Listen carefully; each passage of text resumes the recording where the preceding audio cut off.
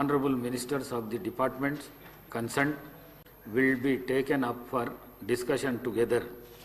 Now I request the members to speak on the demands. Sri Talasani Srinivas Yadav garu. ధన్యవాదాలు అధ్యక్ష.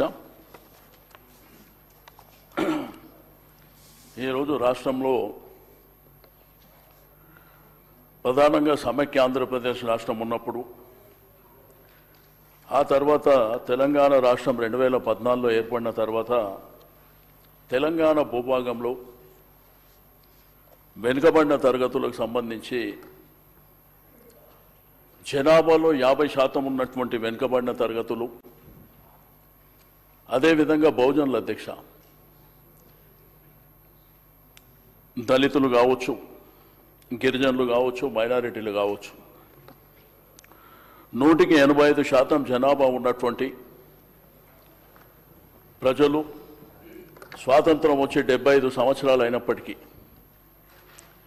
ఇంకా అడుక్కున్న స్థాయిలో ఉండడం, ఇంకా మాకు రిజర్వేషన్లు కల్పించాలి, మాకు ప్రాతినిధ్యం కల్పించాలని మరి ప్రభుత్వాలని వేడుకోలు చేసేటువంటి పరిస్థితులు ఉండడం అనేది చాలా దురదృష్టకరమైనటువంటి విషయం అధ్యక్ష. ఎందుకంటే సంఖ్యాపరంగా జనాభా పరంగా 185% ఉన్నటువంటి మనం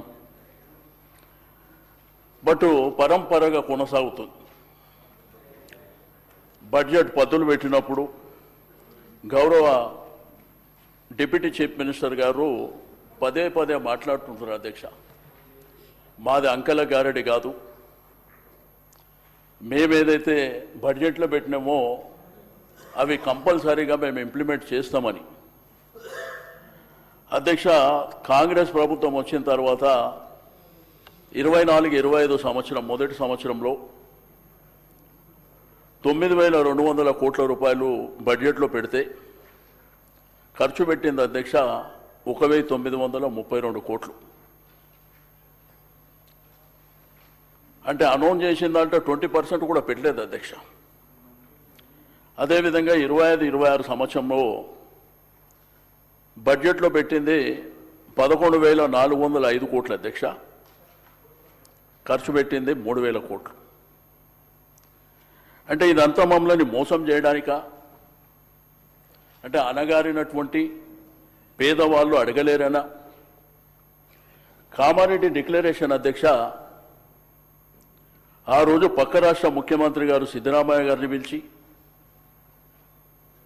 అలవిగానటువంటి హామీలన్నీ ఇచ్చి 42% రిజర్వేషన్ ఇస్తామని, కాంట్రాక్టులలో 42% ఇస్తామని, రాజకీయ ప్రాతినిధ్యంలో అవకాశాలు ఇస్తామని, బడ్జెట్ కూడా సంవత్సరానికి 20,000 కోట్ల రూపాయలు ఇస్తామని, దాంతోపాటు సప్లాన్ ఇవన్నీ ఇంప్లిమెంట్ చేస్తామని చెప్పి మీరు అధికారంలోకి వచ్చారు. సరే, మా వాళ్ళు మోసపోయినరు, నమ్మినరు, ఓటేసినరు, మరి ఇప్పుడు బాధపడేటువంటి పరిస్థితిలో ఉన్నమాట వాస్తవం. అయితే 42% రిజర్వేషన్ విషయంలో కూడా అధ్యక్ష, గతంలో అనేకమైనటువంటి ప్రభుత్వాలు సమైక్య ఆంధ్రప్రదేశ్ రాష్ట్రంలో కావచ్చు, తెలంగాణ రాష్ట్రంలో కావచ్చు, తీర్మానాలు చేసి రాష్ట్రపతి గారికి పంపించి పార్లమెంట్లో మరి 9th షెడ్యూల్లో పెట్టాలనేటువంటిది అందరూ ముఖ్యమంత్రులు చేశారు. కానీ ఇక్కడ ఉన్నటువంటి కాంగ్రెస్ ప్రభుత్వం ఆ రోజు ఇదే శాసనసభలో ఆ తీర్మానం పెట్టినప్పుడు మా మిత్రులు పొన్నం ప్రభాకర్ గారు మనం అందరం యునానిమస్ సపోర్ట్ చేయాలంటే ఆ రోజు కూడా నేను మాట్లాడినా, చేస్తాం, మాకేం అభ్యంతరం లేదు అని యునానిమస్గా సపోర్ట్ చేసినప్పుడు ఇది 9th షెడ్యూల్లో అయితే తప్ప ఇది మనం తీర్మానం చేసి పంపించినంత మాత్రాన కాదు అంటే హరీబరీగా డిపార్ట్మెంట్ని పక్కన పెట్టి, మా బీసీ కమిషన్ని పక్కన పెట్టి డిపార్ట్మెంట్ ద్వారా జరగాలని ఆ తర్వాత జీవోల ద్వారా జరగాలని, ఆర్డినెన్స్ ద్వారా జరగాలని హరిబరి చేయడం, ఆ తర్వాత ఢిల్లీకి జంతర్ మంతర్ దగ్గరికి ప్రభుత్వంలో ఉన్నటువంటి ప్రముఖులు, మా గౌరవ మంత్రులు కావచ్చు, శాసనసభ్యులు కావచ్చు, ఏకంగా ముఖ్యమంత్రి గారు కావచ్చు, అక్కడ ధర్నా చేశారు అధ్యక్ష. మమ్మల్ని అప్పుడు ఒక డెలిగేషన్ ప్రైమ్ మినిస్టర్ దగ్గరికి తీసుకెళ్తామని చెప్పారు ఆల్ పార్టీ. అది జరగలే. జంతర్ మంతర్ దగ్గర ధర్నా చేసేటప్పుడు పార్లమెంట్ జరుగుతుంది అధ్యక్ష.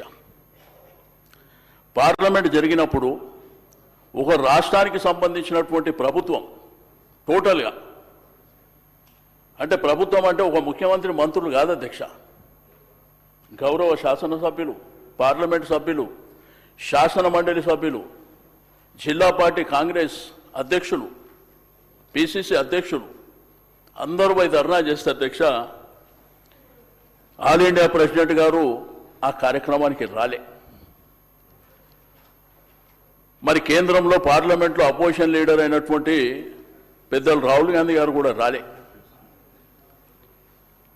ఆ తర్వాత ప్రధానమైనటువంటి వ్యక్తులు కూడా మరి ఆ ధర్నాలో భాగస్వామ్యం చేసుకోలే. రెండోది, కనీసం రాష్ట్రపతి గారు అపాయింట్మెంట్ కూడా అడగలే.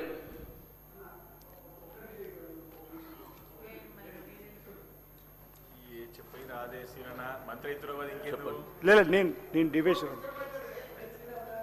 మల్లనా.